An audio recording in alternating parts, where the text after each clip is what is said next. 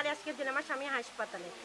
আর এইটার জন্য ধরেন আমার মার বোন আছে দেখতে, মার আর ওই বোনের হাসছে কেন বাপের, আমার বাপের গলায় বড় একটা সেন ধরেছে, সেন ধরে বলেছে যে তুই হাসছে কেন, যদি এই সত্যি কথা কবি পুলিশ মানে মিরার পুলিশ আছে, এই পুলিশ আসার পরে গা ধরেন যে সে বলেছে যে তুমি যে সাক্ষী দিবা যে মেম্বার ভালো, মেম্বার কোনো কিছু কই নাই। আর আমার বোনের একটা ছোট বাচ্চা আছে, গেদা বাচ্চা, ওই বাচ্চাটা ধরেন যে নিয়ে এনেছে।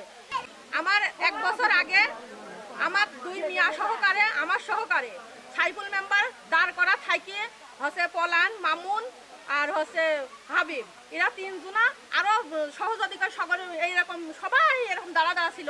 আমাকে মারেছে বিনি অন্যায় আমার বাড়ির জমি নিয়ে, আর একজনকে রেস্টি করে দিয়ে টাকা বেশি করে নিয়ে সাইফুল মেম্বার 3 লাখ টাকা নিয়ে এরকম হচ্ছে আমাকে মারিয়ে ধরে আমাকে হাসপাতালেও যেতে দিছিল না। আমাকে ওই জায়গায় একটা লোকে পানি ঢালতে দিছিল।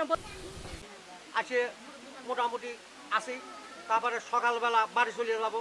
হ্যাঁ, এই বাড়াবো বিদায়, এর ভিতরে সাইফুল মেম্বার লোকজন সাথে করে যায় ভাঙচুর মারধর, আমার গলা পাজা কথা কনি শালা তোর এক ফোন করি আলাদা, ফোন করে ফেলা যাবো বললেন। অনেকই করি, আমার মেয়ে আইসে, সে মেয়ের উপরে তারপরে বাচ্চাটা কাড়িয়ে নেছে। হ্যাঁ, আমার ধাক্কা ধুক্কি মারিয়ে ফেলা ফুলিও লাঠিয়ে গুড়িয়ে বললেন, সে একটা বিগিসে কাণ্ড, ইয়ার বিচার চাই। আমি আর বেশি কিছু বলতে চাই না, এই ওই পাড়ার লোক বহুত বললেন ওই গন্ডিটা ধরতে বছর এই সাইফুল মেম্বার আমার একের পর এক বিভিন্ন হয়রানি। ওই পাশের গ্রামে জ্ঞানদাম হয় তা আমার নামে কেস হয়, ওই কুমোরগা জ্ঞানদাম হলে আমার নামে কেস হয়। এই সাইফুল মেম্বার আমার নামে একের পর এক কেস দিয়ে বিভিন্ন রকম হয়রানি করে। এখন আমি একজন কৃষক, এই কৃষক হ্যাঁ কেস চালানো আমার দ্বারা তো অসম্ভব হয়ে যায়। চলে এই কারণে লোক জনবল না থাকার কারণে আমার বিভিন্ন রকম হয়রানিমূলক করে।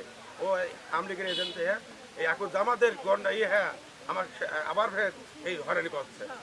এই দীর্ঘদিন এই সাইফুল মেম্বার আমাকে কিছুদিন আগে একটা আবার মিথ্যা কেস দিয়ে আছে, এই হারুনেক দিয়ে আর এক উম্মাতেক দিয়ে।